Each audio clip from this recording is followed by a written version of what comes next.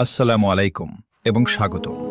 আমরা প্রায় সফল মানুষদের দেখি, তাদের গল্প শুনি, কিন্তু ভাবি না যে তাদের সফলতার পেছনের রহস্যটা কি। ট্যালেন্ট, ভাগ্য, টাকা হয়তো একটু আধটু আছে, কিন্তু আসল চাবিকাঠিটা হলো শৃঙ্খলা বা ডিসিপ্লিন। শৃঙ্খলা মানে কি সকাল ৫টায় ঘুম থেকে ওঠা, গলা ফাটিয়ে পড়া?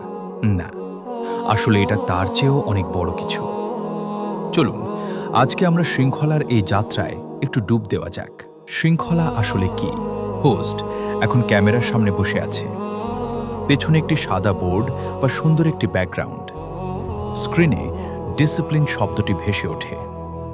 অনেকে মনে করেন শৃঙ্খলা মানে নিজেকে বন্দি করে রাখা, নিজের ওপর অত্যাচার করা, কিন্তু তা পুরোপুরি ঠিক নয়। শৃঙ্খলা হলো আজকের আরামায়েশকে একটু জলাঞ্জলি দিয়ে ভবিষ্যতের বড় সুখের জন্য বেছে নেওয়া।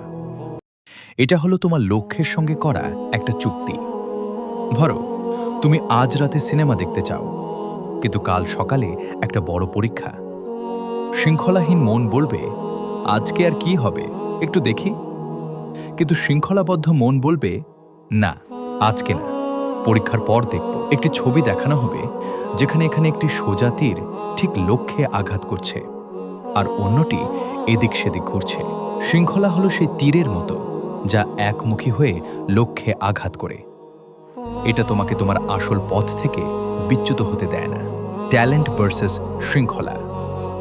ভিজুয়াল, দুই প্লেয়ারের তুলনা। একজন খুব ট্যালেন্টেড কিন্তু অলস, আর একজন মাঝারি ট্যালেন্টের কিন্তু অত্যন্ত শৃঙ্খলাবদ্ধ। ক্রীড়াবিদ বা শিক্ষার্থীদের উদাহরণ ব্যবহার করা যেতে পারে। একটি প্রচলিত কথা আছে, ট্যালেন্ট আপনাকে শুধু একটা নির্দিষ্ট পর্যায় পর্যন্ত নিয়ে যেতে পারে, কিন্তু শৃঙ্খলা আপনাকে চূড়ায় পৌঁছে দেয়। ট্যালেন্ট হলো উপহার,